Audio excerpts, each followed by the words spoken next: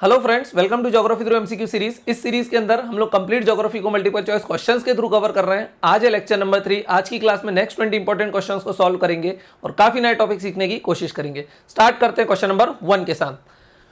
Which of the following are the salient features of fold mountains? भाई किसके बारे में बात कर रहा है? फोल्ड माउंटेन्स के बारे में बात कर रहा है। आपको पता है 3 टाइप के माउंटेन हो सकते हैं, वॉल्केनिक माउंटेन, फोल्ड माउंटेन और ब्लॉक माउंटेन। अभी क्वेश्चन है फोल्ड माउंटेन्स के ऊपर। फोल्ड माउंटेन्स बनते कैसे हैं? Because of the collision. हमेशा किसके कारण बनते हैं? Because of the convergence. अब कन्वर्जेंस किन किन के बीच हो सकता है? आप लोगों ने प्लेट टेक्टोनिक्स वगैरह पढ़ी होगी। For example this is a continent. Continent के नीचे क्या कन्वर्ज कर सकती है, क्या सबडक्ट कर सकती है? That is N oceanic plate. अगर ओशनिक प्लेट, यहां पर वाटर भी फिल्ड है, अगर ये ओशनिक प्लेट कॉन्टिनेंट के नीचे जाएगी तो एक कॉन्टिनेंट का एज ओशन के फ्लोर को क्या करेगा? स्क्रैप करेगा, खरोंच मारेगा और उसके सेडिमेंट्स को क्या करेगा? पाइल अप कर लेगा। और कहां पाइल अप करेगा? यहीं पर। और धीरे धीरे सेडिमेंट्स पाइल अप होते होते क्या आ जाएंगे? ऊपर। और अगर ऊपर आ जाएंगे तो एक एलिवेशन बना देंगे और उसी एलिवेशन को हम क्या बोलेंगे? We will call it a mountain. तो एक तरीका ये हो सकता है फोल्ड माउंटेन बनने का कि कॉन्टिनेंट के नीचे ओशनिक प्लेट चली जाए। दूसरा तरीका हो सकता है कि दो कॉन्टिनेंट आपस में टकरा जाए। जैसे फॉर एग्जांपल ये क्या था? बोले यूरेशिया। ये क्या था? यूरेशिया। यूरेशिया से कौन टकरा गया? अपना इंडिया। जब इंडिया और यूरेशिया आपस में टकराएंगे तो जब दो कॉन्टिनेंट टकराते हैं तो कौन नीचे जाता है? कोई भी नीचे नहीं जाता, बिकॉज कॉन्टिनेंट्स नेवर सबडक्ट। तो क्या होता है? वो एक दूसरे के ऊपर फोल्ड होकर इस टाइप के माउंटेन लाइक स्ट्रक्चर बना देते हैं। और इसका एग्जाम्पल क्या है? तो आप इसका एग्जाम्पल दे सकते हो, that is Himalayas. So Himalayas are also kind of fold mountain, क्योंकि फोल्ड माउंटेन में क्रस्ट सीवियरली डिफॉर्म होती है और एक दूसरे के ऊपर फोल्ड हो जाती है, जिसके कारण क्या बन जाते हैं? Fold mountains. अब फोल्ड माउंटेन्स दो टाइप के हो सकते हैं। एक को हम बोलते हैं ओल्ड फोल्ड माउंटेन और एक को हम बोलते हैं we call it young fold mountains. Young fold mountain का एग्जांपल क्या है? जो काफी ऊंचे होते हैं, जिनके कोनिकल पीक्स होते हैं ना, यंगर इन ओरिजिन है। इसका एग्जांपल सबसे अच्छा that is Himalaya. Some of the highest peaks are here. Alps mountain है, रॉकीज है, एंडीज है। These are the young fold mountains. कुछ ओल्ड फोल्ड माउंटेन भी है, जैसे हमारे यहाँ पर Aravallis, they are very very old. एक समय वो हिमालय से भी ऊंचे थे, लेकिन आज क्या हो गया है? बहुत ज्यादा इरोडेड हो गए, जिसके कारण उनका एलिवेशन कम हो गया है, हाइट बहुत ज्यादा कम हो चुकी है उनकी। पीक्स जो पहले कोनिकल हुआ करती थी वो राउंडेड हो गई है, क्योंकि वो बहुत ज्यादा ओल्ड है। Eastern Ghat is an example of old fold mountain. तो ये चीज आपको ध्यान रखना है। तो बोल रहा है which of the following are salient feature of fold mountain. Fold mountain में दोनों आ सकते हैं, ओल्ड भी और यंग भी, ध्यान रखना है।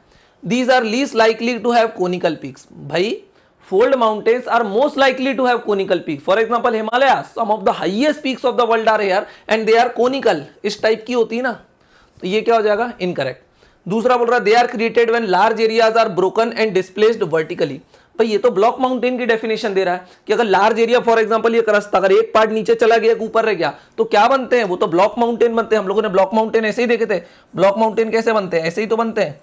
क्या हुआ? ये वाला पोर्शन वर्टिकली ऊपर चला गया और ये वाले पोर्शन वर्टिकली नीचे आ गए। और इस टाइप के माउंटेन्स को हम क्या बोलते हैं? We call them block mountains. और ये जो ऊपर वाला पोर्शन है इसको हमेशा हम क्या बोलते हैं? हॉर्स्ट। और हॉर्स्ट क्या बनाता है? ब्लॉक माउंटेन बनाता है। और नीचे जो वैली वाला पोर्शन है उसको क्या बोलते हैं? ग्रेबन। और ग्रेबन क्या बनाती है? वैली बनाती है। तो second statement is talking about block mountain, so this is also incorrect. Third बोल रहा है they must be associated with volcanism either from mountain core or its vicinity. देखना यहाँ पर एक वर्ड आ रहा है, they must be associated. This is also incorrect. देखना, अगर दो कॉन्टिनेंट आपस में टकराए, कौन सी प्लेट सबडक्ट हो रही है? कोई सी भी प्लेट सबडक्ट नहीं हो रही है। अगर कोई प्लेट सबडक्ट नहीं होगी तो वॉल्केनिज्म होगा क्या? नहीं होगा। सो हिमालयाज के केस में वॉल्केनिज्म नहीं होता है, ये चीज आपको ध्यान रखना है। बट हमने एक और एग्जांपल देखा था कि फोल्ड माउंटेन बनने का एक और तरीका है कि अगर कॉन्टिनेंट के नीचे, for example again this is a continent, अगर कॉन्टिनेंट के नीचे ओशनिक प्लेट चली जाती है, सो ओशनिक प्लेट क्या कर रही है? यहां पर ये सबडक्ट करती है, सबडक्ट करती है, नीचे जाके मेल्ट हो जाती है और मेल्ट होने के बाद क्या करती है? वापस ऊपर आती है और यहां पर ये वॉल्केनिज्म हमको देखने के लिए मिलता है। ऐसा क्या है? ये टेथीस सी था, अगर आप इसको एग्जांपल के तौर पे ले सकते हो तो टेथीस सी सबडक्ट किया जब किसके नीचे? यूरेशिया के नीचे या एशिया के नीचे, तो वहां पर भी फोल्ड माउंटेन बने थे। उस फोल्ड माउंटेन्स को हम क्या बोलते हैं? We will call them trans Himalayas. So trans Himalayas में हम लोगों को क्या देखने के लिए मिलता है? Because they are form because of the OC collision, जिसके कारण हमको वहां पर वॉल्केनिज्म देखने के लिए मिलता है। लेकिन क्या सारे फोल्ड माउंटेन में हमको वॉल्केनिज्म देखने के लिए मिलता है? Answer is no. तो ये वाला भी क्या हो जाएगा? मेरा फर्स्ट भी रॉन्ग था, सेकंड भी रॉन्ग था, थर्ड भी रॉन्ग हो जाएगा। सो बोल रहा है select the correct answer using the code below. None of the above is the correct answer of this question. So D is the correct answer of question number 1. यहां पर मैंने बता दिया माउंटेन्स ब्लॉक भी हो सकते हैं, फोल्ड भी हो सकते हैं और वॉल्केनिक माउंटेन्स भी हो सकते हैं। फिर फोल्ड माउंटेन यंग हो सकते हैं, ओल्ड हो सकते हैं। अगर ओल्ड का एग्जांपल पूछा जाए तो Aravallis and eastern Ghats, young का पूछा जाए तो एल्प्स दे सकते हो, रॉकीज एंडीज हिमालयस दे सकते हो। ब्लॉक माउंटेन क्यों बनते हैं? Because of the vertical displacement of block. जो नीचे जाता है उसको ग्रेबन बोलते हैं, ग्रेबन ऑलवेज मेक्स वैली, और जो ऊपर वाला पोर्शन रहता है उसको हम बोलते हैं Horst, Horst makes block mountain. Fold mountain क्यों बनते हैं? बिकॉज ऑफ सीसी कोलिजन या फिर ओसी कोलिजन के कारण भी बनते हैं। ट्रांस हिमालयस क्यों बने? Trans Himalayas are form because of OC collision. CC collision से कौन से बने हुए हैं? That are Himalayas. तो ये चीज आपको ध्यान रखना। सो हिमालयस और ट्रांस हिमालयस में भी डिफरेंस है। ट्रांस हिमालयस क्यों बने? जब टेथिस सी सबडक्ट हुआ। ट्रांस हिमालयस मतलब काराकोरम, लद्दाख और जस्कर, और हिमालयस मतलब अपनी हिमाद्री, हिमाचल और शिवालिक्स वाला पोर्शन। अगर ओसी कोलिजन के कारण फोल्ड माउंटेन बना है तो वहां पर वोल्केनिज्म हो सकता है। सीसी कोलिजन में वोल्केनिज्म नहीं होगा क्योंकि कोई भी कॉन्टिनेंटल प्लेट सबडक्ट नहीं करती है। सो यहां पर लिखा हुआ वोल्केनिज्म मे और may not be present. May कहां आएगा? When Tethys sea was subducting and trans Himalayas was form. और मे नॉट कहां है? When Indian plate was collided with the Eurasian plate, जिसके कारण हिमालयस बना। तो ये चीज आपको ध्यान रखना है, काफी इजी क्वेश्चन था। क्वेश्चन नंबर 2 देख लेते हैं क्या बोल रहा है। Crescent shaped oxbow lakes form in the river valleys mainly as a result of. भाई ऑक्सबो लेक्स क्यों बनती है? ऑक्सबो लेक्स क्या होती है मैं आपको दिखा देता हूं। For example this is a river flowing. अब रिवर क्या होती है? जब भी रिवर फ्लो होती है तो उसके ऊपर कौन सा फोर्स लगता है? That is Coriolis force. और कोरियोलिस फोर्स क्यों लगता है? Force due to rotation of earth. तो ये विंड पे भी लगता है और रिवर पे भी लगता है, जिसके कारण ये रिवर में क्या करने की कोशिश करता है? डिफ्लेक्शन करता है। तो वाटर को डिफ्लेक्ट करता है। तो देखो पहले रिवर फ्लो सीधी हो रही होगी, अब वो हल्की सी डिफ्लेक्ट होने लग गई, अब वो और ज्यादा डिफ्लेक्ट होने लग गई, फिर और ज्यादा डिफ्लेक्ट होती है, और हर बार इस पॉइंट पे वो क्या करती जा रही है? इरोजन। और यहां पर वो क्या करती जा रही है? डिपोजिशन। तो जिस पॉइंट पे इरोजन होता है उसको बोलते हैं क्लिफ। फिर और ज्यादा करेगी तो देखो अब पूरा उसका शेप कैसा हो गया? बिल्कुल सांप जैसा हो गया। इसको हम बोलते हैं वी कॉल इट मिएंडरिंग। क्या कर रही है रिवर? मिएंडर कर रही है, ऐसे गोल गोल घूमते हुए चल रही है। और फाइनली क्या होगा? अब ये वाला पोर्शन वापस इससे मिल जाएगा क्योंकि यहां पर भी इरोजन चालू हो जाएगा, और फाइनली इससे मिल जाएगा, और ये वाला पोर्शन कट ऑफ हो जाएगा और वो इस टाइप का स्ट्रक्चर बना देगी, और हम उसी को क्या बोलते हैं? We call it oxbow lake. और ऑक्सबो लेक के पास में ही आपको क्या देखने मिलेगी? रिवर भी देखने के लिए मिलेगी। रियल लाइफ में ऐसा एग्जिस्ट करता है कि हाँ देखो ये मिएंडर हो रहा है, आपको दिखाई दे रहा होगा, ये मिएंडरिंग चल रही है यहाँ पर। वेट, ये देखोगे आप यहाँ पर ध्यान से तो ये क्या हो रहा है? यहाँ पर ये मिएंडर हो रहा है, और फाइनली अगर आप देखोगे तो यहाँ पर ये क्या बन गई? This is N oxbow lake. तो यहाँ पर रियल लाइफ एग्जांपल भी मैंने आपको दे दिया है ना। अब क्वेश्चन को देख लो आप। Crescent shape oxbow lake form in the river valley mainly as a result of tectonic movement, glacial deposition, meandering and river deposition. Yes, because of meandering. Meandering के कारण ही क्या बनती है? ऑक्सबो लेक बनती है, और रिवर डिपोजिशन के कारण भी बनती है। रिवर डिपोजिशन मतलब देखना, अगर किसी पॉइंट पे इरोजन हो रहा है तो कहीं पर डिपोजिशन भी तो हो रहा है, जिसके कारण क्या बन जाती है? ऑक्सबो लेक बन जाती है। सो ऑक्सबो लेक का बीच वाला पोर्शन आया कहां से? Because of the deposition. तो ये भी आपको ध्यान रखना है, काफी इजी क्वेश्चन था। चलिए नेक्स्ट क्वेश्चन की तरफ चलते हैं, that is question number 3। Factor that help in the evolution of landform on earth include. बोले ऐसे कौन से फैक्टर है that help in the evolution of landform? हम लोगों ने एक जियोमॉर्फिक प्रोसेसेस पढ़ी थी। हम लोगों ने क्या पढ़ी थी? Geomorphic processes. What are geomorphic processes? Processes related with the creation और change in the landforms are geomorphic processes. ये दो टाइप की थी, एक को बोला था हमने एंडोजेनिक और एक को हमने बोला था एक्सोजेनिक। एंडोजेनिक कहाँ से ऑपरेट करती है? From interior of earth. ये कहाँ से ऑपरेट कर रही थी? इंटीरियर ऑफ अर्थ से। और एक्सोजेनिक कहाँ से ऑपरेट कर रही थी? थ्रू एक्सटर्नल एजेंट्स या डेन्यूडेशनल एजेंट्स के through, air, water, wind, glacier. Endogenic भी दो थी, एक थी सडन जिसको हमने बोला था अर्थक्वेक एंड वोल्केनिज्म, और एक थी डायस्ट्रोफिज्म, ओरोजेनिक और एपिरोजेनिक। आप लास्ट लेक्चर को अगर रिकॉल करोगे तो आपको सारी चीजें समझ में आ जाएंगी। तो बोल रहा है इनमें से कौन से फैक्टर इवोल्यूशन ऑफ लैंडफॉर्म में हेल्प करते हैं? Movement of magma with in the earth, ये करता है क्या? बिल्कुल। अगर मैग्मा मूव करता है तो प्लेट्स भी मूव करती हैं, और प्लेट्स मूव करती हैं तो प्लेट्स एक दूसरे के साथ इंटरेक्ट करती है बाउंड्रीज के ऊपर। अगर वो कोलाइड करेंगी तो माउंटेन्स बनाएंगी, दूर जाएंगी तो मिड ओशनिक रिजेस बनाएंगी। अगर ओशनिक प्लेट कॉन्टिनेंटल प्लेट के नीचे जाएगी तो वो अगेन फोल्ड माउंटेन्स बनाएगा। तो yes, movement of magma with in the earth कहीं ना कहीं प्लेट्स को इंपैक्ट करता है, और प्लेट्स पे प्लेट्स की बाउंड्री के ऊपर आपको नए नए लैंडफॉर्म देखने के लिए मिलते रहते हैं। इवन वहां पर ट्रेंचेस वगैरह भी बन सकती हैं। Growth and DK of vegetation, yes this is also correct. अगर किसी भी सरफेस के ऊपर वेजिटेशन आ गया है तो वो क्या करेगा? एक्सोजेनिक प्रोसेसेस को कहीं ना कहीं इंपैक्ट करेगा, क्योंकि वो एयर, वाटर वगैरह, विंड वगैरह इनको क्या करेगा? रोकेगा, और लैंडफॉर्म को क्या करेगा? स्टेबल बनाने की कोशिश करेगा। तो ये भी क्या है? इवोल्यूशन में हेल्प करता है। इवोल्यूशन मतलब लैंडफॉर्म के ऊपर कोई भी चेंज हो तो उसको हम क्या बोलेंगे? We call it evolution of landform. Erosion and deposition, yes mountain का क्या होता है? इरोजन। और क्या होता है? प्लेन्स क्यों बनते हैं? नदर्न प्लेन्स क्यों बने? Because of the deposition. So erosion और डिपोजिशन के कारण भी इवोल्यूशन ऑफ लैंडफॉर्म होता है। बिल्कुल बात सही है। लास्ट बोल रहा है Frost action and glacial movement. Yes, Frost action और ग्लेशियल मूवमेंट। जब ग्लेशियर फॉर एग्जांपल एक पहाड़ है, पहाड़ के ऊपर क्या रहता है? देखो 1 2 3 तो मेरे करेक्ट थे, अभी 4th भी बता देता हूं आपको।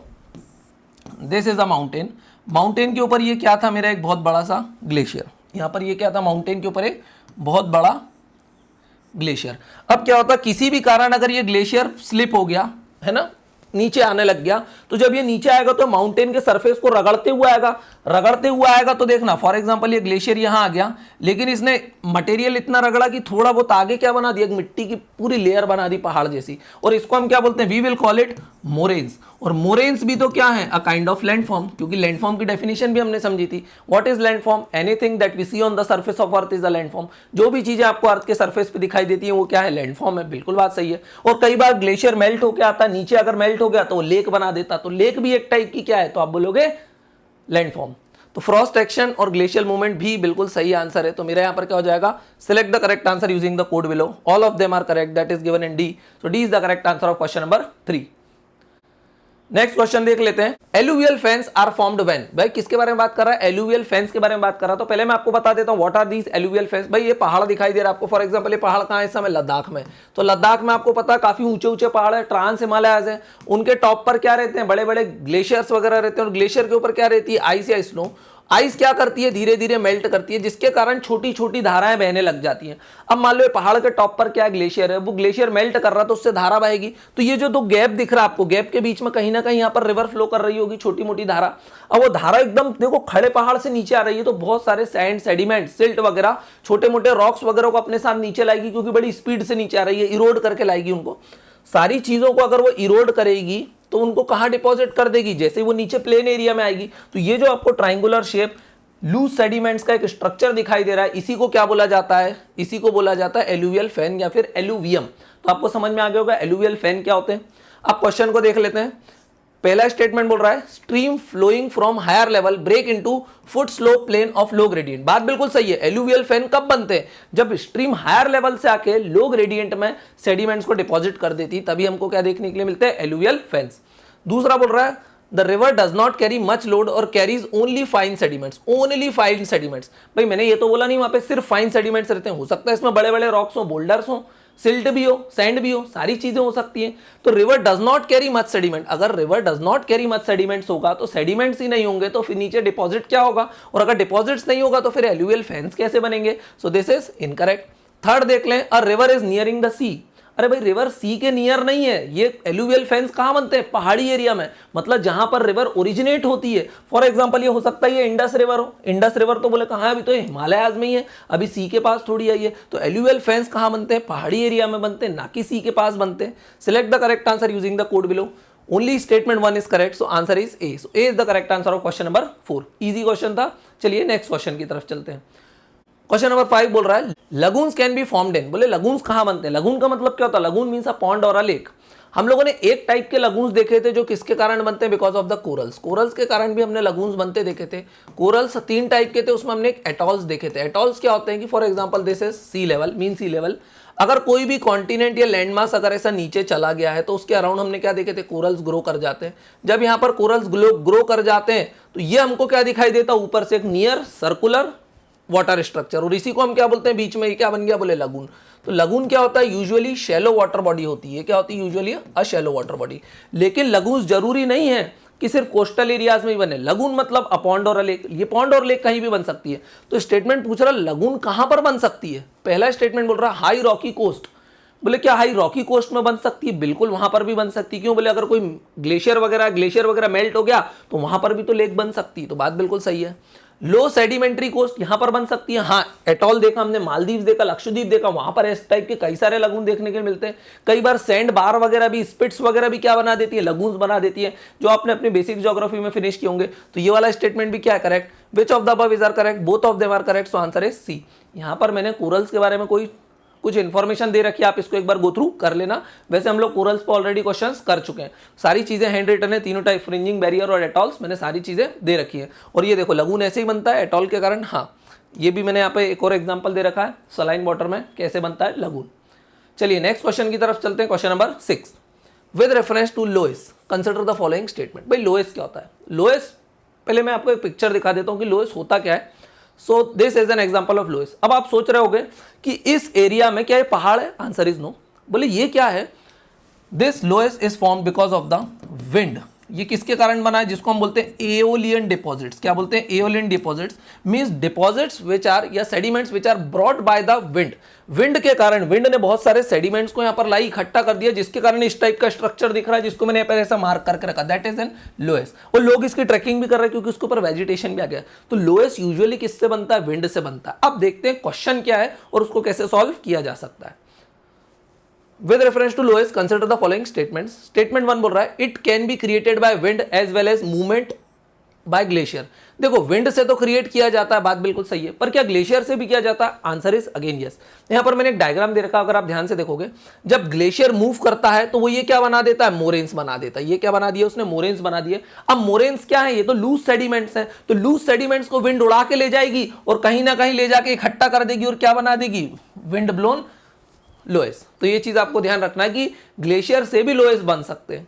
तो ये स्टेटमेंट बिल्कुल करेक्ट है। स्टेटमेंट 2 बोल रहा है it mostly tend to accumulate at the edge of the coast. बोले कोस्ट पे बनते हैं क्या, भाई देखना जरूरी नहीं है, इट लिखा it mostly tend to accumulate at the edges of the coast. Coast पे बने जरूरी नहीं है, हो सकता है कोस्टल एरियाज में तो पानी में सेडिमेंट्स बह जाएं तो वो ऐसा स्ट्रक्चर बन ही ना पाए। सो दिस इज इनकरेक्ट क्योंकि मोस्टली लिखा हुआ है।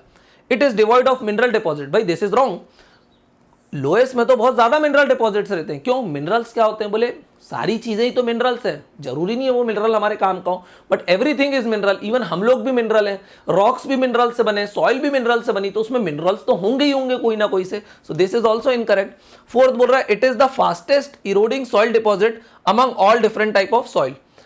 क्या ये इरोडिंग सॉइल डिपॉजिट है, ये तो डिपॉजिशन होता है विंड के कारण, तो ये वाला भी मेरा क्या हो जाएगा, इनकरेक्ट हो जाएगा। Select the correct answer using the code below. Only one is correct, only one is given in A, so A is the correct answer of question number 6।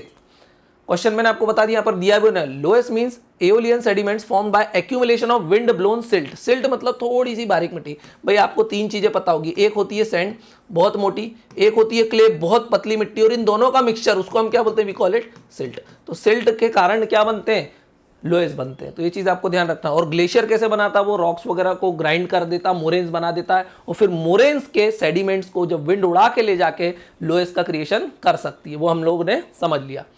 चलिए नेक्स्ट क्वेश्चन की तरफ चलते हैं। नेक्स्ट क्वेश्चन पे चलने के पहले friends मैं आप लोगों को बता देता हूं, अगर आप लोग भी यूपीएससी और एमपीपीएससी की प्रिपरेशन करना चाहते हैं, that to at most affordable price of ₹4,500 only, तो आप हमारी इस एप्लीकेशन को डाउनलोड कर सकते हैं और वहां पर पूरे कोर्स को एक्सेस कर सकते हैं, जिसकी वैलिडिटी होने वाली है 1 ईयर। अगर ये वीडियो पसंद आया है तो जल्दी से चैनल को सब्सक्राइब करना है, वीडियो को लाइक करना और फ्रेंड्स के साथ शेयर कर देना। चलिए नेक्स्ट क्वेश्चन देखते हैं, question number 7। Meanders are most likely to be formed in which of the following stages of the river। बोले meandering कब करती है रिवर, meanders कब फॉर्म करती है, तो भाई रिवर की 3 स्टेजेस होती हैं, तीनों स्टेज को एक बार देख लेते हैं। यंग स्टेज हो सकती है, मैच्योर स्टेज हो सकती है, ओल्ड स्टेज हो सकती है। यंग स्टेज कब, जब रिवर का ओरिजिन हुआ, नई नई निकली हुई है, पहाड़ों पे से निकल रही है, तो वो क्या करती है, वर्टिकल इरोजन करती है, वैली को डीपनिंग करती है, जिसके कारण हमको ज्यादातर आपने पहाड़ देखे होंगे ऐसे ही रहते हैं। क्यों रहते हैं ऐसे, क्योंकि ये पहले तो प्लेन रहता है, लेकिन इसके बीच में जब धीरे धीरे रिवर रहती तो उसको काट काट के क्या बना देती, वैली। तो यहां पर क्या होता है, वर्टिकल इरोजन होता है, जिसके कारण वैली डीपनिंग का काम करती है रिवर। बहुत सारे झरने वगैरह देखने के लिए मिलते हैं, क्योंकि रिवर पहाड़ पे से निकल रही है तो गिरती है नीचे, तो गिरती है तो क्या बनाती है, रैपिड्स और वाटरफॉल्स वगैरह बनाती है। फिर जैसे गंगा रिवर को हम लोग देखें, फॉर एग्जाम्पल अलकनंदा भागीरथी, बोले कहाँ से निकली है, बोले बद्रीनाथ वगैरह से निकल के आती है। गंगोत्री और बद्रीनाथ से निकल के आई, तो वहां पर क्या थी, वो वैली वाइडनिंग वगैरह का काम कर रही थी, वर्टिकल इरोजन कर रही थी, बहुत सारे झरने वगैरह बना रही थी। अब वो आ चुकी है कहां पर, बोले ऋषिकेश और हरिद्वार आ गई। So now the river has entered into the mature stage. अब वो क्या करेंगी, अब चूंकि पहाड़ ज्यादा बचे नहीं है, तो वो बैंक्स को चौड़ा करने की कोशिश करेंगी, सो लैटरल इरोजन करेंगी, जिसके कारण वैली अब वाइड होगी और चौड़ाई बढ़ेगी, और साथ साथ रिवर क्या करना शुरू कर देगी, मिएंडरिंग करेगी। और मिएंडरिंग होगी तो क्या बनेंगी, ऑक्सबोलेक्स वगैरह बनेंगी। और मिएंडरिंग क्यों होगी, क्योंकि यहां पर अब पहाड़ वगैरह नहीं बचे हुए हैं। तो ये चीज आपको ध्यान रखना, जैसे यूपी बिहार में और ऑक्सबोलेक्स में क्या होती है, फिशिंग वगैरह भी की जाती है। अब धीरे धीरे रिवर किसकी तरफ पहुंचती जा रही है, यूपी बिहार से आगे निकली, बंगाल पहुंच गई, कलकत्ता के पास पहुंच गई। तो now river has reached into its old stage, क्योंकि वो समंदर के पास आ गई है, वो बेस लेवल के पास आ गई है। बेस लेवल के आगे रिवर इरोड नहीं कर सकती, क्योंकि अब समुद्र आने वाला है वहां पर, तो रिवर अब किस में मिल जाएगी, समंदर में मिल जाने वाली है। उस स्टेज को हम क्या बोलते हैं, ओल्ड स्टेज। अब देखना, जब रिवर अपनी यंग स्टेज में रहती है तो उसके साथ बहुत सारे सेडिमेंट्स लेकर के आती है। वो सेडिमेंट्स क्यों लेकर के आती है, क्योंकि बड़ी स्पीड से आती है। मैच्योर स्टेज में भी रिवर की अच्छी खासी स्पीड रहती है, जिसके कारण सेडिमेंट्स को आगे लेके जाती है। काफी फाइन सेडिमेंट्स बचते हैं उसके पास मैच्योर स्टेज में। अब जब वो रिवर अपनी ओल्ड स्टेज में आती है तो हुआ, वो सेडिमेंट्स को और आगे नहीं ले जा सकती, तो अपने ही रास्ते में उनको इकट्ठा करना शुरू कर देती है, जिसके कारण रिवर जो है वो डिस्ट्रीब्यूटरीज में डिवाइड होना शुरू हो जाती है, और यहाँ पर बीच में क्या बन जाता है, तो आप लोग बोलोगे डेल्टा। सो रिवर अपनी ओल्ड स्टेज में किसका फॉर्मेशन करती है, डेल्टा का फॉर्मेशन करना स्टार्ट कर देती है। तो ये चीज आपको ध्यान रखना है, speed reduces, sediments can not be taken further, so forms delta. So river forms delta. इसका सबसे बढ़िया एग्जांपल है द सुंदरबन डेल्टा, जो कौन बनाता है, गंगा और ब्रह्मपुत्र रिवर बनाने की कोशिश करती है।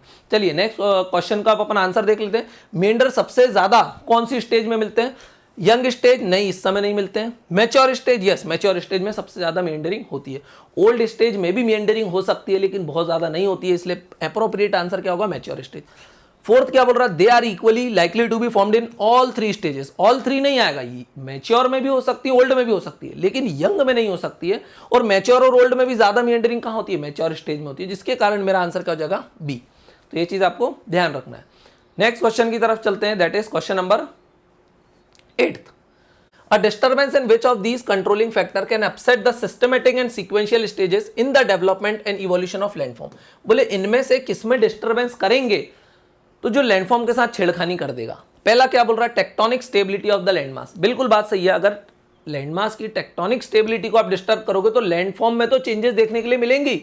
जैसे फॉर एग्जांपल हिमालयाज में क्या है, it is tectonically unstable region, जिसके कारण क्या हो रहा है, नए नए लैंडफॉर्म का क्रिएशन होता जा रहा है। अगर वॉल्केनिज्म हो गया टेक्टोनिक स्टेबिलिटी बिगड़ने के कारण, तो क्या हो जाएगा, वॉल्केनिज्म होगा तो हो सकता है वॉल्केनिक माउंटेन वगैरह बन जाए, कोई नए लैंडफॉर्म बन जाए, प्लेटू बन जाए, कुछ भी हो सकता है। तो बात बिल्कुल सही है।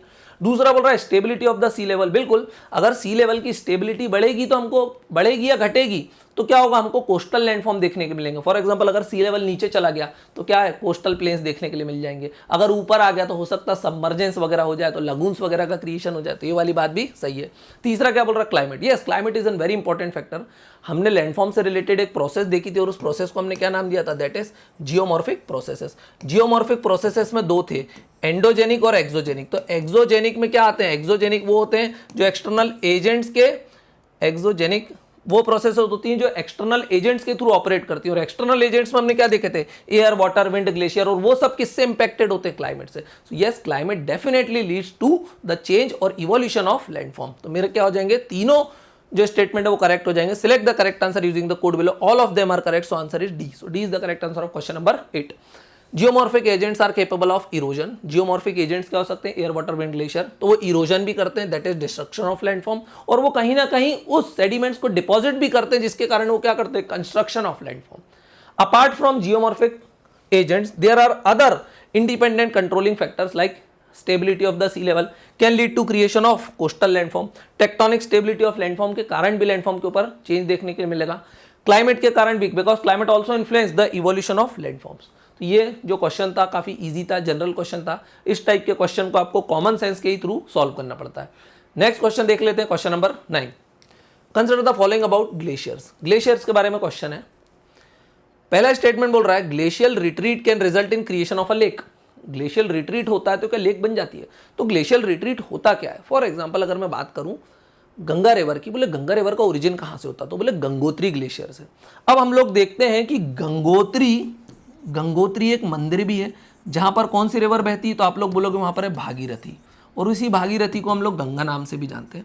लेकिन गंगोत्री से होना चाहिए गंगा जी का क्या ओरिजिन, लेकिन इससे 14 to 18 किलोमीटर दूर है एक और, जिसको हम बोलते हैं गौमुख। क्या बोलते हैं, गौमुख। तो बोले गौमुख से होता है क्या ओरिजिन। तो भाई पहले तो ये इतना बड़ा ग्लेशियर था कि वो गंगोत्री तक था, लेकिन अब वो ग्लेशियर मेल्ट करते करते पीछे चला गया। इसी को हम क्या बोलते हैं, glacial retreat. So glacial retreat can result in creation of a lake. हाँ, अगर ग्लेशियर पीछे जा रहा है तो हो सकता है वो लेक भी बनाते हो। यहाँ पर मैंने एक पिक्चर दे रखी है, अगर आप ध्यान से देखोगे सेम पिक्चर है। ये 1977 का पिक्चर और ये 2006 का। देखो यहाँ पर पहले पूरी जगह ग्लेशियर था, अब क्या हुआ, बहुत ज्यादा क्लाइमेट चेंज हुआ, जिसके कारण ये वाला जो पोर्शन था ग्लेशियर का ये मेल्ट हो गया, और मेल्ट होकर अब ये क्या बन गया, लेक बन गया। सो यस, रिट्रीट भी हो गया। रिट्रीट मतलब ग्लेशियर पीछे खसक गया, कि पीछे तो खसका, रिट्रीट तो हुआ, लेकिन साथ साथ उसने क्या बना दिया, लेक भी बना दिया। तो ये आपको ध्यान रखना है। तो पहला बोल रहा है glacial retreat can result in creation of lake, बात बिल्कुल सही है। दूसरा बोल रहा है material deposited bye a retreating glacier can result in glacial moraines. Moraines क्या होते हैं, मैंने बताया था कि जब ग्लेशियर नीचे आता है, फॉर एग्जांपल अगर ये ग्लेशियर नीचे खिसकेगा तो बहुत सारे सेडिमेंट्स को भी इकट्ठा करेगा, तो वो ये क्या करेगा, छोटे छोटे ऐसे सेडिमेंट्स बना देगा, और ये सेडिमेंट्स को ही हम क्या बोलेंगे, we will call it moraines. हम इन्हीं को क्या बोलते हैं, मोरेन्स। तो ये जो मैंने रेड एरोज से आपको दिखाया रखे हैं, ये क्या है, मोरेन्स है। सो मोरेन्स वगैरह का फॉर्मेशन होगा, डेफिनेटली मोरेन्स वगैरह का फॉर्मेशन होगा। So material deposited bye retreating glacier result in glacial moraines. Statement बिल्कुल करेक्ट है। Which of the above is are correct? Both of them are correct. So answer is C. So C is the correct answer of question number 9. Question number 10 की तरफ चलते हैं और देखते हैं क्या बता रहा है। Delta formation will be greatly hindered if. Delta formation कब प्रभावित होगा भाई, डेल्टा बनता कब है, तो आपको पता है delta is formed in the old stage of a river. Old stage के अंदर क्या देखने के लिए मिलता है हमको, ओल्ड स्टेज के अंदर क्या देखने के लिए मिलता है, डेल्टा फॉर्मेशन। ओल्ड स्टेज में क्यों मिलता है, क्योंकि ये जो रिवर आ रही होती है, अब इसकी स्पीड इतनी कम हो जाती है कि जो इसके अंदर सेडिमेंट्स हैं, अब ये उनको और आगे नहीं ले जा सकती।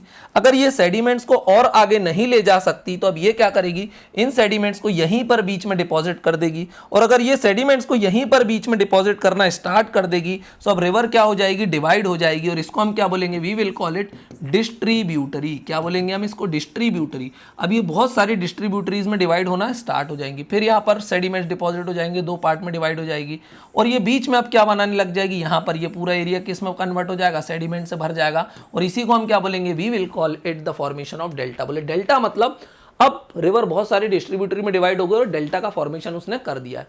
अब बोल रहा है statement 1, bed and bank erosion is very low in the upper reaches of the river. बोल रहा delta formation will be greatly hindered. बोले ग्रेटली हिंडर्ड कब होगा, देखो डेल्टा बना क्यों, बिकॉज ऑफ द सेडिमेंट्स। अब ये सेडिमेंट्स आए कहां से रिवर के पास, तो आप बोलोगे सेडिमेंट्स कहां से आए, तो बोले सेडिमेंट्स तो पहाड़ों से लाई थी, तो अगर पहाड़ों में ही अगर वो इरोजन नहीं करेगी, सेडिमेंट्स को नहीं लेके आएगी, तो डेल्टा बनाएगी कहां से, जैसे Narmada river do not form delta, क्यों, क्योंकि वो इतना ज्यादा इरोजन नहीं करती है। तो बात बिल्कुल सही है।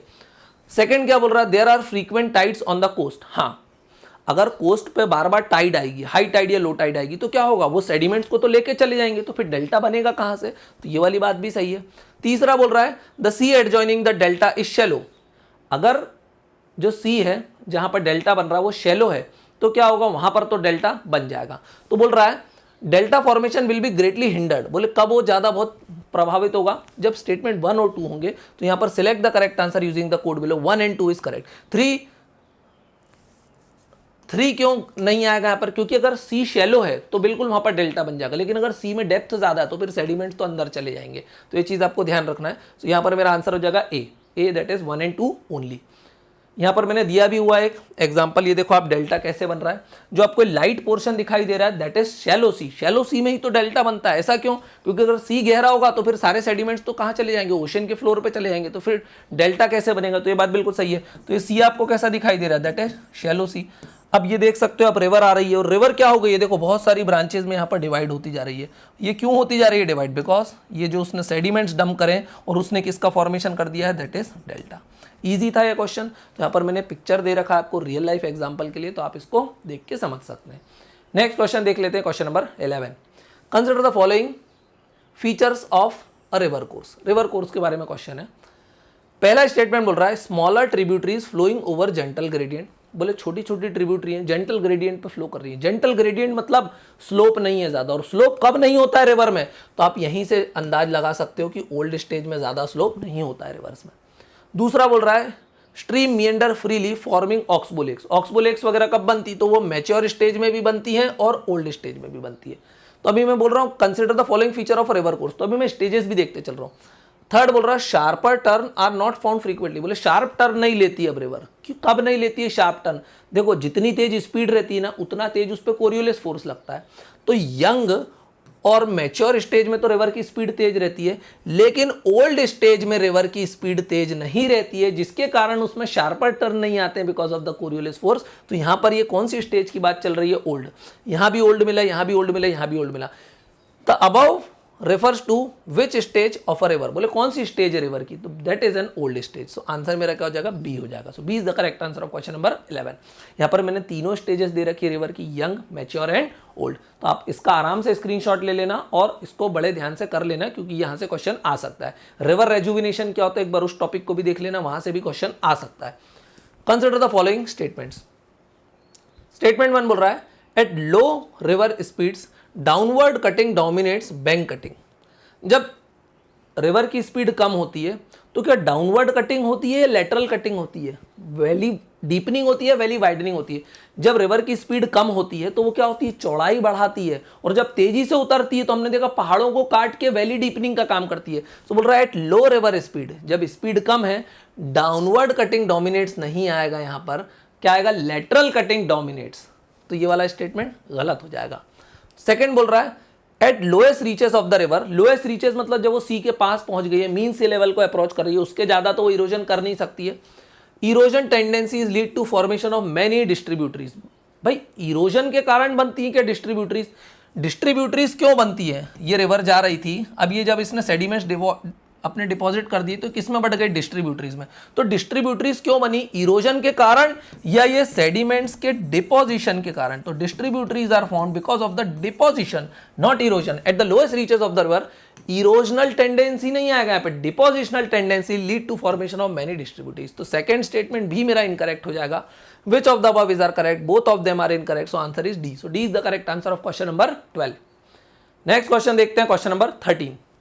Consider the following about the comparison between gulf and straight. अब गल्फ और स्ट्रेट क्या होता है तो मैं आपको बता देता हूं, गल्फ क्या होता है, स्ट्रेट क्या होता है। ध्यान से देखोगे, this is Gulf of Aden, यहां पर दिखा हुआ this is Gulf of Aden, this is Red Sea, है ना। यहां पर ये मैंने दिया हुआ पर्सियन गल्फ। अब गल्फ क्या होता है, ध्यान से देखोगे सब तरफ क्या है, लैंडमास है और पानी उसके अंदर घुस गया है।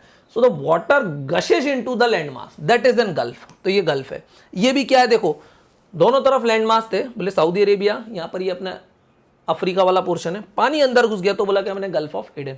Red sea is also like a gulf, ये भी एक गल्फ ही है, बस उसका नाम उन्होंने रेड सी रख दिया। तो गल्फ क्या होता है आपको समझ में आ गया, this is Gulf of Oman, क्यों पानी अंदर घुस रहा है, तो ये चीज आपको ध्यान रखना। और स्ट्रेट क्या होते हैं, strait is a narrow water body connecting two large water body. For example this Bab al Mandeb, this is an strait, बोले देखो काफी नैरो वाटर बॉडी है जो दो बड़ी बड़ी वाटर बॉडी को कनेक्ट कर रही है, रेड सी को गल्फ ऑफ एडन से कनेक्ट कर रही है, तो ये ध्यान रखना। फिर ये क्या है, देखो ये भी क्या है, स्ट्रेट ऑफ हॉर्मोस। स्ट्रेट मतलब narrow water body connecting two large water body, तो किससे किसको कनेक्ट कर रही है, पर्सियन गल्फ को गल्फ ऑफ ओमान से या फिर अरेबियन सी के साथ कनेक्ट कर रही है। तो मैंने आपको बताया गल्फ क्या होता है और स्ट्रेट क्या होता है। A gulf is a deep inlet of the sea surrounded by land with a narrow mouth, whereas strait is a narrow waterway that connects two large water bodies। बात बिल्कुल सही है, बिल्कुल करेक्ट डेफिनेशन दे रहा है। Gulf is a deep inlet of the sea, बिल्कुल काफी गहरा रहता है, सराउंडेड बाय लैंड, सब तरफ से लैंड से घिरा रहता है क्योंकि पानी अंदर घुस गया है। With a narrow mouth, whereas strait is a narrow waterway that connects two large water bodies. बिल्कुल स्ट्रेट तो दो लार्ज वाटर बॉडी को ही कनेक्ट करता है। सेकेंड बोल रहा है gulf can sometimes be connected to ocean by strait which are formed by tectonic shift और the land that has been subsided और हैज बीन इरोडेड। बात बिल्कुल सही है, स्ट्रेट किसी भी कारण से बन सकता है, तो ये वाला स्टेटमेंट भी करेक्ट है। Which of the above is are correct, both of them are correct, so answer is C. So C is the correct answer of question number 13। चलिए नेक्स्ट क्वेश्चन की तरफ चलते हैं, दैट इज क्वेश्चन नंबर 14। 14 पे चलने के पहले friends मैं आप लोगों को बता देना चाहता हूँ, अगर आप लोग भी यूपीएससी और एमपीपीएससी की प्रिपरेशन करना चाहते हैं, that to at most affordable price of ₹4,500 only, जहां पर आपको कंप्लीट प्रिपरेशन कराई जाएगी विद 1 ईयर वैलिडिटी, तो आप हमारी इस एप्लीकेशन को डाउनलोड कर सकते हैं, परसिवरेंस IAS की, जहां पर आप पूरे कोर्स को ईजिली एक्सेस कर सकते हैं। आप लोगों को ये चीज़ समझ में आ रही होगी कि हम लोग कितना to the point content deliver करते हैं, कोई आपके साथ शेरो शायरी नहीं, मजाक मस्ती नहीं करते हैं, सिर्फ पढ़ाने का काम करते हैं। चलिए अब नेक्स्ट क्वेश्चन की तरफ चलते हैं। नेक्स्ट क्वेश्चन पे चलने के पहले अगर आपको वीडियो पसंद आता है तो वीडियो को जल्दी से लाइक कर देना, चैनल को सब्सक्राइब कर लेना ताकि ऐसे और वीडियोस आपको मिलते रहें, और अगर पसंद आता है तो फ्रेंड्स के साथ शेयर भी कर सकते हो। 14 बोल रहा है अ पेनिनसुला इज अ, बोले इंडिया को क्या बोलते हैं, India is a peninsula. India को क्या बोला जाता है, India is a peninsula. Peninsula mean surrounded from 3 side by water, यहाँ पर भी पानी है, नीचे भी पानी है, यहाँ पर भी पानी है। सो बोले इंडिया क्या है, इंडिया इज अ पेनिनसुला। तो पेनिनसुला का मतलब आपको समझ में आ गया, जो 3 साइड से वाटर से सराउंडेड है, और जो चारों साइड से वाटर से सराउंडेड रहता है उसको बोलते हैं island. So India is not island, India is a peninsula. Australia is island, Andaman is island क्योंकि वो सब तरफ से पानी से गिरा है। A land surrounded by water from all the side, नहीं ये तो क्या होते हैं, दीज आर आइलैंड्स, तो ये स्टेटमेंट गलत हो जाएगा। अ water body surrounded by land from 3 side, water body को अगर लैंड 3 साइड से सराउंड करेगा तो उसको तो हमने अभी देखा, उसको हम क्या बोलते हैं, we call it gulf. Third बोल रहा land surrounded by water from 3 side, yes this is the correct example of peninsula. India is a peninsula country. अब यहां पर मैंने एक डायग्राम दिया हुआ है नॉर्थ कोरिया और साउथ कोरिया का, तो ये जो लैंड मास है this is also a peninsula, तो कोरियन पेनिनसुला बोल सकते हैं क्योंकि उस पर नॉर्थ कोरिया साउथ कोरिया है। अब ध्यान से देखो, यहाँ पर भी सी है, साउथ चाइना सी का पार्ट है, यहाँ पर सी ऑफ जापान है, और ये क्या है, साउथ कोरिया और नॉर्थ कोरिया। मैंने जान पूछ के ये क्यों दिया, क्योंकि तीनों साइड से पानी से घिरा हुआ है। कुछ चीजें और बताऊंगा। ये क्या है बोले, दिस इज नॉर्थ कोरिया। ये कौन सी कंट्री है, नॉर्थ कोरिया। अब नॉर्थ कोरिया की अगर मैं बॉर्डर्स की बात करता हूं तो ऊपर आपको क्या देखने के लिए मिल जाएगा, चाइना। यहां पर काफी narrow border also share with Russia, तो ये इसका एक दूसरा क्या है, नेबर रशिया। और तीसरा नेबर कौन है, खुद south Korea. So north Korea shares border with 3 countries, south Korea, China and Russia. Very short border with Russia also. अब नॉर्थ कोरिया और साउथ कोरिया की जो बॉर्डर है, जो आपको यहां पर दिखाई दे रही है, दैट इज डीमिलिटराइज्ड जोन। इसको क्या बोला जाता है, डीमिलिटराइज्ड जोन। काफी इंपॉर्टेंट है, न्यूज में बना हुआ रहता है। और साउथ कोरिया की जो कैपिटल है सियोल, देखो आप कितनी पास है बॉर्डर्स के। और जो नॉर्थ कोरिया की कैपिटल है प्योंगयांग, वो यहां से काफी दूरी पर है। इसके कारण साउथ कोरिया हमेशा डरा हुआ रहता है, क्योंकि नॉर्थ कोरिया क्या करता रहता है, बार बार मिसाइल टेस्ट करता है। और सी ऑफ जापान के बगल में इनका एक और मैरीटाइम नेबर है, दैट इज जापान। जापान इनके साथ लैंड बाउंड्री शेयर नहीं करता, ये चीज आपको ध्यान रखना है। तो क्या होता है पेनिनसुला, वहां से मैंने नॉर्थ कोरिया, साउथ कोरिया और जापान के बारे में भी आपको बता दिया है, तो ये आपको ध्यान रखना है। नेक्स्ट क्वेश्चन देखते हैं, question number 15। Consider the following statements. A क्या बोल रहा है, फर्स्ट स्टेटमेंट क्या बोल रहा है, a lagoon is a body of water separated from larger body of water by natural barrier. बिल्कुल, सैंड वगैरह, सैंड स्पेट, बार्स वगैरह से वो सेपरेटेड हो सकता है, जिसको हम क्या बोलते हैं, लगून। लगून मीन्स अभी थोड़ी देर पहले बताया, अ पॉन्ड और अ लेक। स्टेटमेंट 2 बोल रहा है, coastal lagoons form along hilly coast with very short continental shelf. बोले कोस्टल लगून कहाँ बनते हैं, जिनका कॉन्टिनेंटल शेल्फ बहुत कम होता है क्या, नहीं। देखो लगून कहाँ बनते हैं, वो शैलो वाटर बॉडी होते हैं, तो उसके लिए कॉन्टिनेंटल शेल्फ होना जरूरी। कॉन्टिनेंटल शेल्फ क्या होता है, for example this is continent, तो ये क्या होता है देखना, ये जो अब ये यहाँ पर पानी शुरू हो गया, और ये क्या था बोले, दिस इज कॉन्टिनेंट। अब कॉन्टिनेंट के बाद यहाँ से क्या स्टार्ट हो गया, सी। तो देखो धीरे धीरे डेप्थ बढ़ रही है, तो बोले ये जो धीरे धीरे डेप्थ बढ़ती है, या जो लो डेप्थ वाला एरिया, इसी को हम क्या बोलते हैं, we call it continental shelf. Continental shelf बोलते हैं। अब लगून देखना, अगर अचानक से डेप्थ आ गई और कॉन्टिनेंटल शेल्फ बहुत छोटा है, तो फिर लगून बनेगा ही नहीं, क्योंकि lagoon is a narrow water body. और वो कब बनेगी, जब कॉन्टिनेंटल शेल्फ काफी ब्रॉड होगा। सो coastal lagoon form along hilly coast with very short continental shelf, this is incorrect। तीसरा क्या बोल रहा है, atoll lagoons form when an island completely subside beneath the water leaving a ring of coral that continues to grow upwards। बिल्कुल बात सही है, atoll की डेफिनेशन ये होती है। अटॉल में क्या होता है भाई, ये पहले एक लैंड बॉडी थी, अब ये जो लैंड मास था, अब ये धीरे धीरे क्या हो रहा है, सबसाइड कर रहा है। कहाँ सबसाइड कर रहा है, तो बोले पानी के अंदर जाता जा रहा है। अब ये धीरे धीरे पानी के अंदर चला गया, और कोरल्स इसके ऊपर ग्रो करते हुए ऊपर आ गई, जिसके कारण आपको ये ऊपर से कैसा दिखाई देगा, कुछ ऐसे ही दिखाई देगा। तो ये ऐसा रिंग शेप में दिखाई देगा, और इसके बीच में क्या है, अंदर लैंड मास है जो सबसाइड हो चुका है, और अब उसके ऊपर पानी है। इसी को हम बोलते हैं लगून। ये भी एक शैलो वाटर बॉडी बनती है, जिसको हम बोलते हैं atoll, because of the coral involvement. तो स्टेटमेंट 3 मेरा करेक्ट है। Select the correct answer using the code below. So 1 and 3 is correct. 1 and 3 is given in C. So C is the correct answer of question number 15. ये atoll के बारे में मैंने दिया हुआ है, कई बार अपन पढ़ चुके हैं। अब तो लगून 2 तरीके से हो सकते हैं, एटॉल लगून और कोस्टल लगून। ये दिया हुआ देखो, दिखाई दे रहा अब आपको, ये लगून कैसा दिखाई देता है, दिस इज लगून। अब जरूरी नहीं है ये तो किसके कारण बना, बोले बिकॉज ऑफ एटॉल। बोले ये क्या दिख रहा है आपको, ये कोरल फॉर्मेशन दिख रहा है, पर हो सकता है किसी और कारण से बन जाता है, ये सैंड वगैरह, स्पिट वगैरह के कारण बन जाता है ना, कई बार वेव के कारण भी बन जाता है। तो अगर इस टाइप की वाटर बॉडी बन जाती है, जो मेन वाटर बॉडी से कहीं ना कहीं कनेक्टेड रहती है, और अगर मान लो यहाँ से कनेक्टेड होती, तो हम इसको बोलते we call it boat channel, क्योंकि यहाँ से बोट आना जाना कर सकती थी। ठीक है, चलिए नेक्स्ट क्वेश्चन की तरफ चलते हैं। Question number 16, which of these are usual geographical feature created by Himalayan river. बोले हिमालयन रिवर इनमें से कौन से ज्योग्राफिकल फीचर्स को बनाती है। बोले कोई भी रिवर है वो अपनी 3 स्टेज से पास होती है। फर्स्ट स्टेज को हम बोलते हैं we call it young stage, फिर स्टेज आती है दैट इज मैच्योर स्टेज, फिर स्टेज आती है रिवर की ओल्ड स्टेज। यंग स्टेज में रिवर क्या करती है, पहाड़ों से निकलती है, मेल्ट होकर निकलती है हिमालयन रिवर से, तो बिल्कुल बड़ी स्पीड से निकलेंगी, तो वो क्या करेंगी, वी शेप वैली बनाएंगी, वैली डीपनिंग करेंगी, रैपिड्स वगैरह बनाएंगी। तो पहला स्टेटमेंट बोल रहा है वी शेप वैली, हाँ भाई वो वी शेप वैली बनाती है। वी शेप वैली मतलब ये 2 पहाड़ हैं, 2 पहाड़ के बीच में रिवर बह रही है, तो ध्यान से देखोगे तो वी शेप वैली ही तो बनी है। So yes, Himalayan river forms V shape valley. और वो कब बनाएंगी, अपनी यंग स्टेज में, तो वो यहाँ पर क्या बनाएंगी, वी शेप वैलीज। दूसरा बोल रहा है नो गॉर्जेस। गॉर्जेस मतलब क्या होता है, गॉर्जेस कुछ ऐसा दिखाई देता, देखना रिवर बह रही है, एकदम खड़े खड़े पहाड़ है, तो हिमालयन रिवर में तो होता है, और ये हिमालयन रिवर का ही एग्जांपल तो दिया हुआ है, तो बात बिल्कुल सही है, गॉर्जेस वगैरह तो बनते हैं। सो नो गॉर्जेस नहीं, Himalayan river forms gorges, so this is incorrect. Oxbow lakes, हाँ वो अपने मैच्योर स्टेज में हमने देखा था मींडरिंग के कारण कैसे ऑक्सबो लेक्स बनाती है, तो बनाती है। ब्रेडेड चैनल, ब्रेडेड चैनल क्या होता है, देखो ध्यान से, रिवर काफ़ी चौड़ी हो जाती है क्योंकि वो क्या करती है, मैच्योर स्टेज में लेटरल इरोजन करती है, जिसके कारण बहुत ज़्यादा वैली को वाइड कर देती है। अब वैली तो बहुत वाइड कर दी, लेकिन जब समर में पानी कम होता है तो रिवर क्या होती है, छोटे छोटे चैनल्स में बढ़ जाती है और हर जगह पानी नहीं रहता। तो इसको हम क्या बोलते हैं, we call it braided channel. क्या बोलते हैं, ब्रेडेड चैनल। तो वहां पर ब्रेडेड चैनल्स बनते हैं। Yes, braided channels are also a feature of Himalayan river. वो कौन सी स्टेज में बनते हैं ब्रेडेड चैनल, तो वो यहाँ पर बनते हैं ब्रेडेड चैनल। तो ये आपको ध्यान रखना, that is in mature state. Which of these are usual geographical feature created by Himalayan river?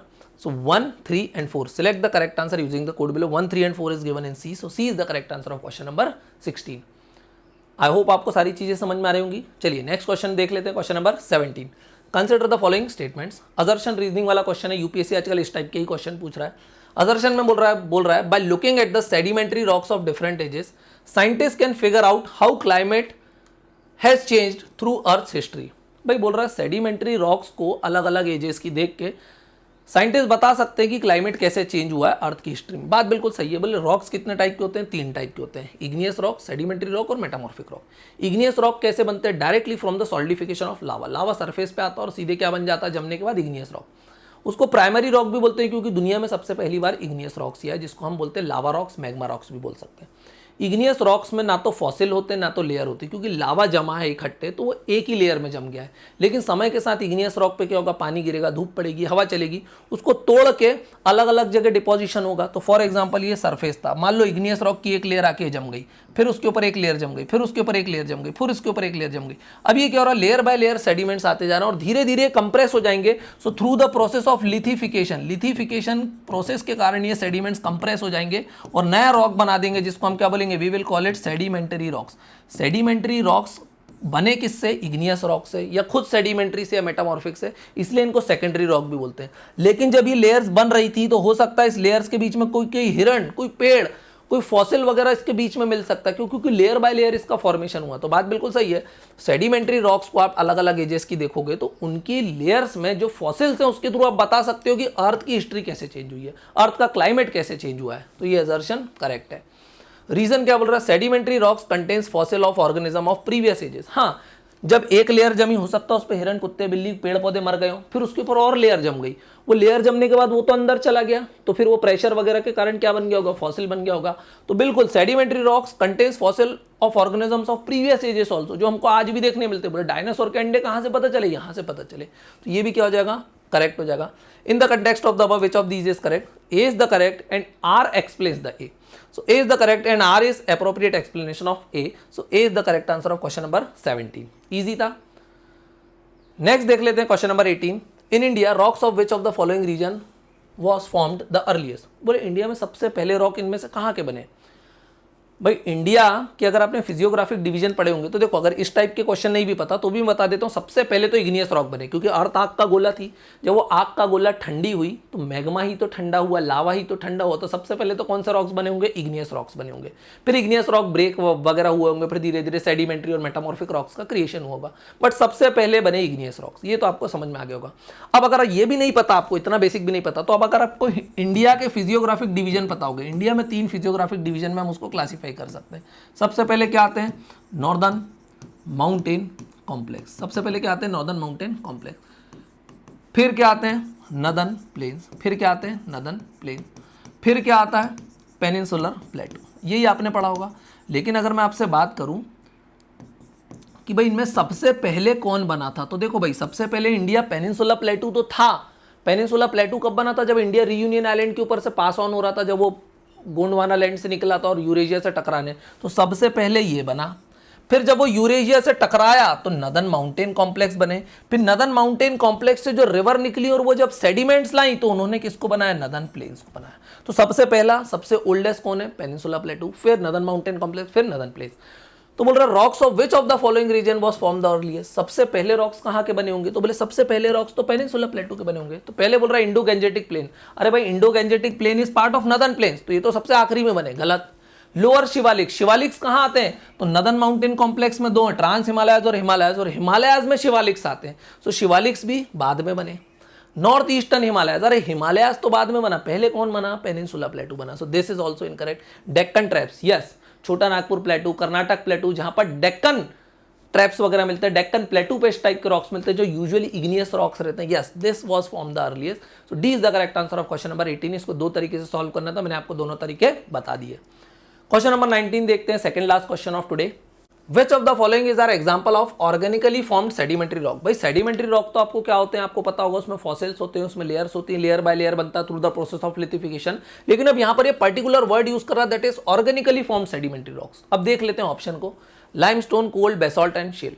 जैसे ही स्टेटमेंट पढ़े तो समझ में आया कि बेसॉल्ट, बेसॉल्ट क्या होता है, बोले ओशनिक फ्लोर किससे बना हुआ, बेसॉल्ट से, और basalt is an example of igneous rock. क्यों? क्योंकि बोले ओशन फ्लोर पे जो वॉल्केनिक इरप्शन होता है और जब वो सॉलिडिफाई हो जाता है तो वो क्या बनाता है, बेसॉल्ट बनाता।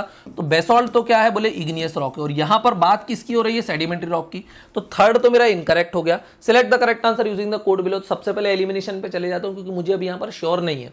तो मैंने देखा 3 कहाँ है, तो 3 सी में है तो सी एलिमिनेट हो गया, 4th में है तो डी भी एलिमिनेट हो गया, है ना। तो ये चीज आपको ध्यान रखना, 2 ऑप्शन तो मैंने एलिमिनेट कर दिए। अब बचा 1, 2 एंड 4 या 1 and 2। Limestone, coal and shale, all of them are example of sedimentary rock. लेकिन अब मुझे ये नहीं पता कि ऑर्गेनिकली है या नहीं है, तो एक बार मैं देख लेता हूँ, आपको यहाँ पर बता भी देता हूँ। मुझे तो पता ही ऑलरेडी, सेडिमेंट्री रॉक्स 3 तरीके से बन सकते हैं, मैकेनिकली फॉर्म्ड, ऑर्गेनिकली फॉर्म्ड और केमिकली फॉर्म्ड। मैकेनिकली फॉर्म्ड के एग्जांपल है sandstone, limestone and shale. Organically formed के एग्जांपल है चॉक, लाइमस्टोन एंड कोल। और केमिकली फॉर्म्ड के चेस्ट, लाइमस्टोन एंड पोटाश। तो ध्यान से देखोगे, ऑर्गेनिकली फॉर्म पूछ रहा तो वहां पर क्या आएगा, लाइमस्टोन, कोल्ड और चॉक आएगा। लेकिन शेल कहां पर है, shale is a mechanically form. तो ये चीज आपको ध्यान रखना। तो शेल तो क्या होगा, शेल इज मैकेनिकली फॉर्म, तो ये भी मेरा इनकरेक्ट हो जाएगा। और yes, limestone and coal is there, that is organically form. तो मेरा आंसर क्या हो जाएगा, 1 and 2 only, that is given in A. So A is the correct answer of question number 19। यहां पर आप 50-50 तक पहुंच सकते थे, उसके बाद ये क्वेश्चन थोड़ा सा डिफिकल्ट हो जाता है। क्वेश्चन नंबर 20 को देख लेते हैं, आज का लास्ट क्वेश्चन है। Consider the following statements. Basalt is an example of intrusive igneous rock. भाई इग्नियस रॉक देखना, इग्नियस रॉक का मतलब क्या होता है, directly form from the solidification of लावा या फिर मैग्मा। मैग्मा के सॉलिडिफिकेशन होने से कौन से रॉक्स बनते हैं, इग्नियस रॉक। अब इग्नियस रॉक 2 तरीके से बन सकते हैं। For example this is crust, ये क्या है, मेरा क्रस्ट है, ये क्या है, मेरा क्रस्ट है। क्रस्ट के नीचे क्या रहता है, एस्थेनोस्फीयर, और एस्थेनोस्फीयर में ही क्या रहता है, मैग्मा। तो जब मेंटल से मैग्मा ऊपर आता है, तो अगर वो ऊपर आ गया, ये ऊपर आ गया, तो हमने इसको क्या बोला, we will call it extrusive igneous rock. क्या बोलेंगे हम इसको, एक्सट्रूसिव इग्नियस रॉक, क्योंकि सरफेस के ऊपर बना है। पर जरूरी है कि मैग्मा हमेशा ऊपर आए, हो सकता है वो यहाँ कहीं अंदर ही जम जाए। अगर वो अंदर जम जाता है तो हम उसको क्या बोलते हैं, then we will call it intrusive igneous rock. क्या बोलते हैं हम उसको, इंट्रूसिव इग्नियस रॉक। हो सकता है जब वो क्रस्ट को चीर के आ रहा हो तो ये कौन सी क्रस्ट हो, ओशनिक क्रस्ट हो। ये कौन सी क्रस्ट हो, ओशनिक क्रस्ट हो, और इसके ऊपर पानी भी भरा हो। तो जब वो ओशनिक क्रस्ट पे आता है और वहां पर सॉलिडिफाई होता है तो हम उसको बोलते हैं बेसॉल्ट। और बेसॉल्ट में लावा काफी फ्लूइड होता है, लेस विस्कस होता है, दूर दूर तक फैलता है। तो ये भी आपको ध्यान रखना। So basalt is an example of intrusive igneous rock. गलत, बेसॉल्ट तो देखा जाए तो सरफेस के ऊपर आ गया, so it is an example of extrusive igneous rock. तो ये बात गलत हो जाती है। Igneous and sedimentary rocks can change into metamorphic rock under great heat and pressure, but metamorphic rock cannot change in either of them. भाई rock cycle आपने पढ़ी होगी, igneous rock metamorphic बनता है, igneous rock sedimentary भी बन सकता है, और metamorphic rock भी metamorphic बन सकता है। सारे रॉक्स एक दूसरे में चेंज होते रहते हैं अंडर रॉक साइकिल। लेकिन ये क्या बोल रहा है, metamorphic rock can not change into either of them. क्यों नहीं बन सकता, मेटामॉर्फिक रॉक वापस सबडक्ट हो गया ओशन फ्लोर पे, सबडक्ट होने के बाद दोबारा वो ऊपर आ गया लावा या मैग्मा के थ्रू, तो वापस सॉलिडिफाई होकर कौन सा रॉक बनेगा, इग्नियस रॉक ही बनेगा। सो सारे रॉक एक दूसरे में चेंज हो सकते हैं। So this is also incorrect. Third बोल रहा है granite rock were form due to cooling down of magma inside the earth. बात बिल्कुल सही है। Granite is an example of intrusive igneous rock, और इंट्रूसिव में भी 2 हो सकते हैं। ये सरफेस के काफी पास बन रहा है तो इसको बोला शैलो डेप्थ पे जो बना, दैट इज हाइपाबेसल। तो इसका एग्जांपल हो सकता है ग्रेनाइट। हो सकता है मैग्मा काफी डीपर डेप्थ में ही जम गया हो, तो उसको हम क्या बोलेंगे, we will call it plutonic rocks. क्या बोलेंगे हम उसको, प्लूटोनिक रॉक्स। देखो रॉक्स तो सारे इग्नियस हैं, प्लूटोनिक हो या हाइपाबेसल हो। हाइपाबेसल का एग्जांपल क्या हो सकता है, ग्रेनाइट। वो बना तो अंदर है लेकिन काफी शैलो डेप्थ पे, जिसको हम खोद के निकाल लेते हैं, जिसके कारण ग्रेनाइट महंगा भी होता है क्योंकि हम उसको खोद के निकालते हैं। तो ध्यान रखना है आपको। तो कौन सा स्टेटमेंट सही है, केवल थर्ड स्टेटमेंट सही है। Select the correct answer using the code below, only 3 is correct, that is given in C. So C is the correct answer of question number 20। यहां पर मैंने दिया भी हुआ, igneous rocks are form from the solidification of lava. Lava के solidify होने से बनते हैं। अगर वो शैलो डेप्थ पर है, देखो इंट्रूसिव भी हो सकते हैं, एक्सट्रूसिव भी। अगर इग्नियस रॉक इंट्रूसिव है, अंदर बना है, तो अगर शैलो डेप्थ पे बना है तो उसको बोलेंगे हाइपाबेसल, और इसका एग्जांपल क्या है, तो आप बोलोगे ग्रेनाइट। उसका एग्जांपल क्या है, ग्रेनाइट है। और अगर वो डीपर डेप्थ में बना तो उसको बोलेंगे प्लूटोनिक। तो यहाँ पर एग्जांपल ये मैंने गलत दिया हुआ है, इसको क्या बोलूँगा मैं, प्लूटोनिक। तो ये चीज़ आपको ध्यान रखना है, प्लूटोनिक, है ना। यहाँ पर मैंने ग्रेनाइट ऊपर आएगा। इग्नियस रॉक इंट्रूसिव भी हो सकता है, एक्सट्रूसिव। एक्सट्रूसिव मतलब अगर सरफेस पे आ गया और ओशनिक सरफेस पे आ गया तो क्या बोलेंगे, बेसॉल्ट बोलेंगे। और यही क्वेश्चन था। आई होप आपको सारी चीज़ें समझ में आई होंगी। अगेन आपको बता रहा हूँ, अगर आप इसी टाइप का क्वालिटी कंटेंट चाहते हो, एक बार आप जाके ऐप डाउनलोड करो, कोर्स को विजिट करो, फ्री ऑफ कॉस्ट। वहाँ पर बहुत सारे वीडियोस डले हुए, अराउंड 15 to 30 आवर्स का आपको कंटेंट फ्री ऑफ कॉस्ट देखने के लिए मिलेगा। मोस्ट अफोर्डेबल प्राइस रखा। अगर आप यूपीएससी की तैयारी करते हो तो यूपीएससी का कोर्स परचेस कर सकते हो, एमपीपीएससी की तैयारी करना है तो एमपीपीएससी का कोर्स परचेस कर सकते हो। प्राइस जो हमने सिर्फ बहुत ही अफोर्डेबल रखी, दैट इज 4500 रुपीज़ ओनली, जिसमें आपको प्री प्लस मेंस का कंप्लीट सिलेबस कवर कराया जाएगा, जिसमें आपकी लाइव क्लासेस भी कंडक्ट कराई जाएंगी और वैलिडिटी भी दी जाएगी ऑफ 1 ईयर।